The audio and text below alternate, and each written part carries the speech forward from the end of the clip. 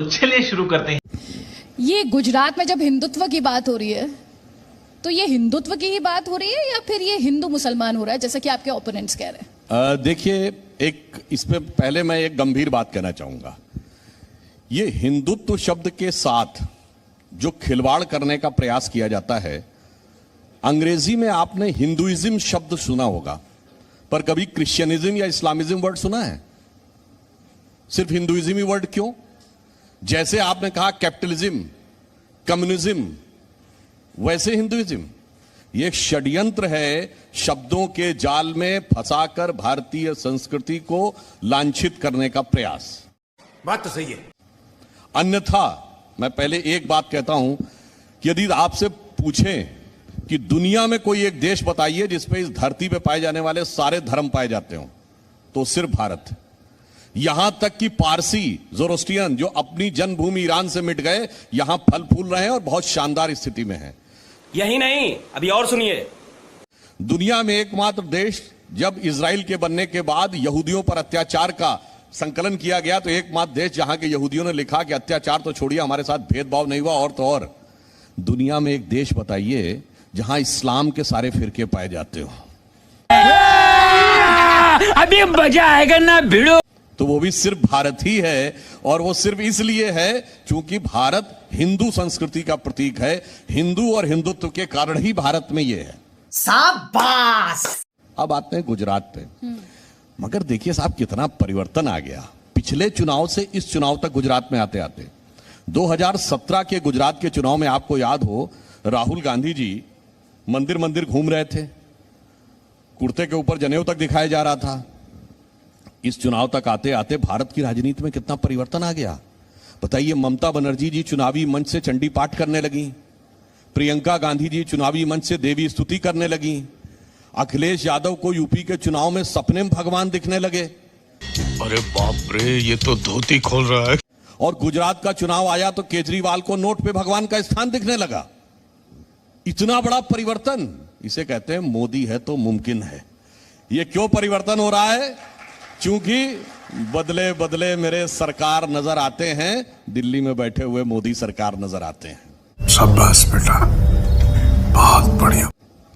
तो चलिए, आपने इतने सारे एग्जाम्पल्स यहाँ पर गिनवा दिए। आप एक असदुद्दीन ओवैसी कहते हैं कि आप लोगों में होड़ लगी हुई है। राहुल गांधी, बीजेपी तो पहले से ही थी, राहुल गांधी भी, अरविंद केजरीवाल भी, हर कोई बस यही साबित करना चाहता है कि इनमें सबसे बड़ा हिंदू कौन है। ये बड़ी अच्छी बात कही आप।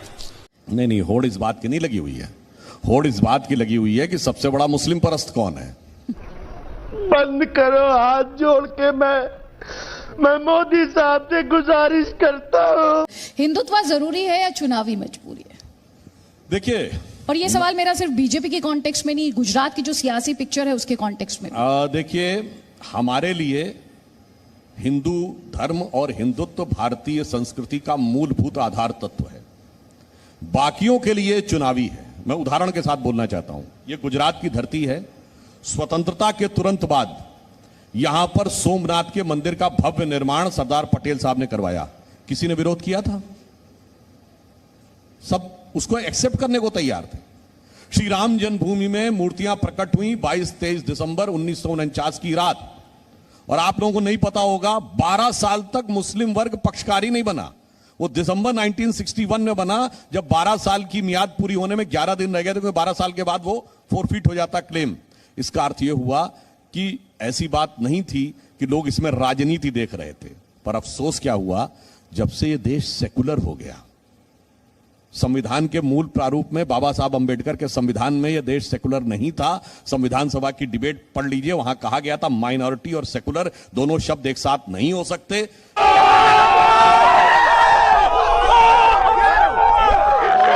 यदि कोई देश सेकुलर होगा तो माइनॉरिटी नहीं हो सकती, माइनॉरिटी है तो फिर सेकुलर वर्ड नहीं हो सकता। चूंकि पंडित नेहरू का बहुत आग्रह था कि माइनॉरिटी रखना है, इसलिए संविधान सभा की वह डिबेट, जिसमें प्रस्ताव केटी शाह जी जो गुजरात के ही थे उन्होंने रखा था, और इस पे लोकनाथ मिश्रा, एचएन मुखर्जी, जवाहरलाल नेहरू जी सबने अलग किया था। मगर लोकतंत्र के सबसे काले अध्याय में 1976 में इमरजेंसी लगा के सारे विपक्ष को जेल में डालकर और पूरे विपक्ष का दम घोटकर लोकतंत्र का दम घोटकर जब 42वां संशोधन करके ये वर्ड डाला गया, सारी समस्या उसके बाद आई।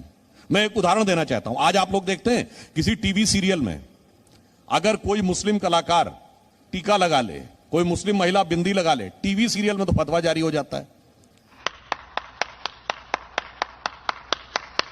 और एक जमाना था, आजादी के बाद के दौर की बात बता रहा हूं, जहां गाने लिखे जाते थे, भजन लिखने वाला भी मुस्लिम होता था, संगीत देने वाला भी मुस्लिम होता था और गाने वाला भी मुस्लिम होता था।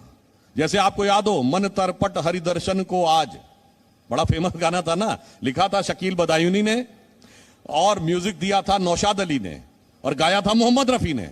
आज तो फतवा जारी हो जाता ना। क्यों गा लिया था?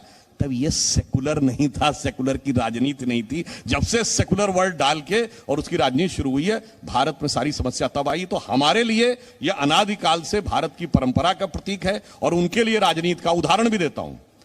भारत की राजनीति में यदि एकमात्र उदाहरण है जब किसी पॉलिटिकल पार्टी ने अपने चुनाव अभियान की शुरुआत हिंदू के नाम से की हो, धर्म का नाम लेके की हो, तो नवंबर 1989 के लोकसभा चुनाव की शुरुआत राजीव गांधी जी ने अयोध्या से राम के नाम के साथ की, नवंबर 1989। और एक साल के बाद नवंबर 1990 यूपी में कार सेवकों पर गोली चलाने वाली मुलायम सिंह जी की सरकार को समर्थन देकर बचाया। इसे कहते हैं राजनीति, कि जैसा राजनीतिक हित लगा तो हम भक्त और नहीं तो राम भक्तों के हथियारों के साथ भी खड़े हो गए।